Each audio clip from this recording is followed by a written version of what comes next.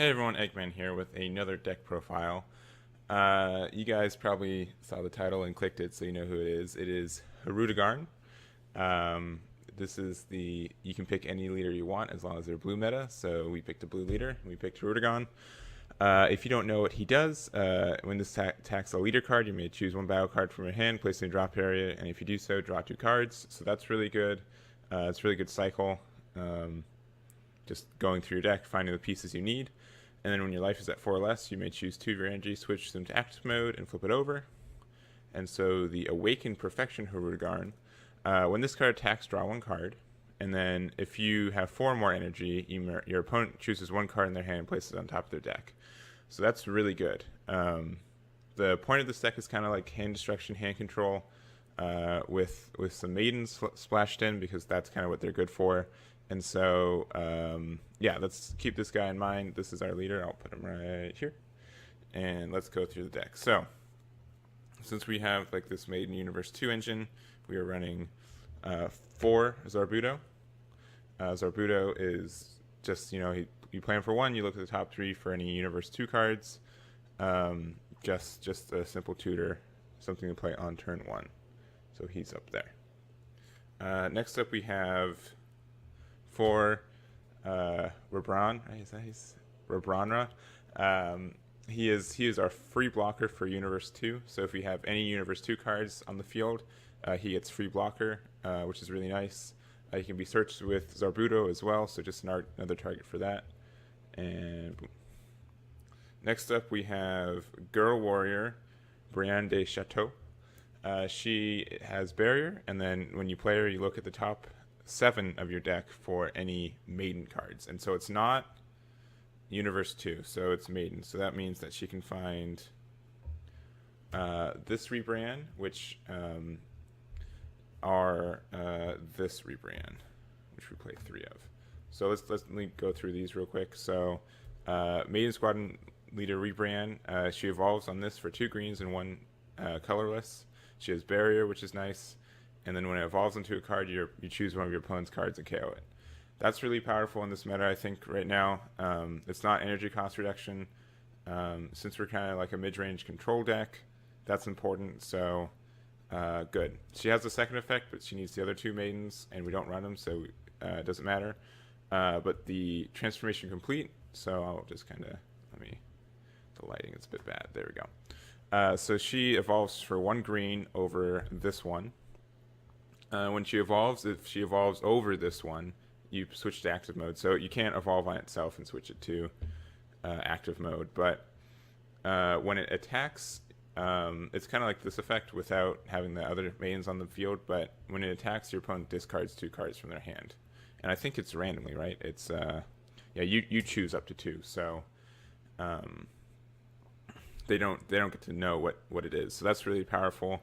And she's also like a 30k double striker, so she can finish the game surprisingly sometimes. But yeah, the combo is you play this, you evolve, blow up something up, you swing, maybe try to hit something out of them, and then you evolve onto here. Pretty much it. And I think hers is okay, and she can't evolve on herself either because it's specifically brand, not rebrand, which is kind of annoying. But anyways, so that's the maiden part of this deck. I'll put that up here.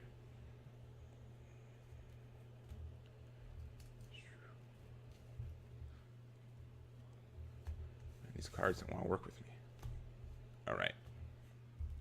Next is the blue part of this deck. So we have 3 Raging Spirits and Gohan.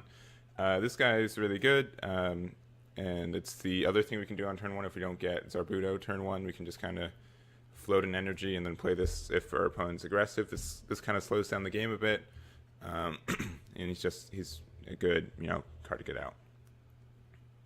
Next, we are running 4 Oath's Power Tapion. This is the only Self-Awakening we have in the deck, but it's really good Self-Awakening. So what he does is when you play it, you choose up to 2 cards in your life, and you add it to your hand, so it can 1 or 2. And then you choose one of your opponent's battle cards with 5 cost or less and put it on top of their deck. So that's really powerful.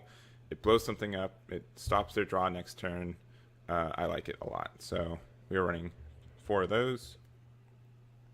And that's really the blue battle cards we're running. We're also running 2 combo killers and Eliza. This almost feels like a win more card. I don't know if we really need this out, but I just really like the card design for it, so I'm running 2. It has Bear, Double Strike, and then once per turn, on either player's turn, when your opponent combos, they have to discard a card from their hand. So this is really good. It has a lot of passive.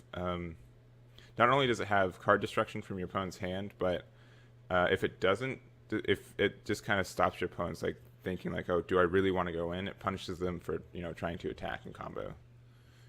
Next we have our only overwhelm card. We have 3 Relentless Destruction Mira. I ran 4, but I just kind of wanted to fit everything into the deck, so I took them down to 3. This is just really good for just a quick and easy overwhelm for free, and then you get to discard a card from their hand. So it's just more card destruction, really. Now to kind of the extra cards. So lastly, we have 4 Hoi. This is like the best super combo in the game until Helles comes out next week. When you super combo, you discard 1 card from your hand and then you draw 2 from your deck. So it can be anything. It can be battle cards or extra cards, unlike Hirudegarn, which is only battle cards. But that's really powerful. Part of the reason we're running Hirudegarn. We're running 4 Sensu Bean because Sensu Bean's really good, and we just need a little bit more energy management, and then it also kind of acts as a negate sometimes too, because if you know your opponent's going in your Sensu Bean, and then you get just if you see a lot of attacks coming, it's just a lot of extra defense for that, so that is strong. Next up we have 4 objections.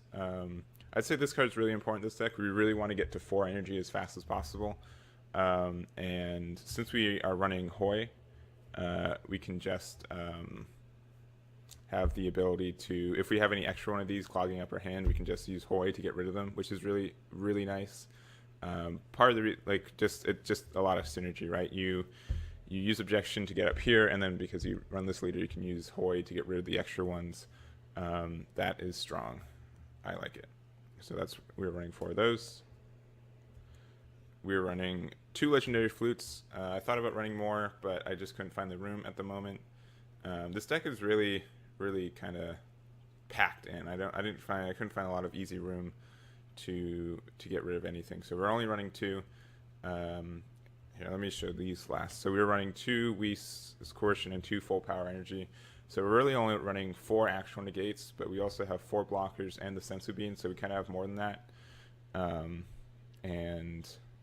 Since we're not awakening ourselves a lot too, we can kind of get away with not having as much negates. So yeah, that's if you don't like Legendary Flute, you can run like 3 and 3, but yeah, I'm only running 4 negates in this deck right now. I might run more depending on how it goes against other people, but for Flute, you can get back Mira, and I might actually take back 1 Mira for a Flute just because you only really need 1 overwhelm, so if you keep fluting it back, that's nice. You can do Oath's Power Tapion, so you can take 1 energy, you can get it back, or take 1 life, put it to your hand, put something on top of the deck, and then have it back in your hand for later. And then also Relentless Raging Spirit, Son Gohan, that's really powerful. You can also do it for Zorbudo, though I will say that's not like super important. It's just kind of potential card draw. And then lastly, you can do it for her. If you really need to dig deep for a Maiden, you can, but it costs 2 energy to replay her. And we also have Rabranra that since you play him for free, it's really just essentially free card draw. So yeah, this is the deck. Let me know what you guys think. Let me know what I missed, what you would add, and I will catch you guys next time.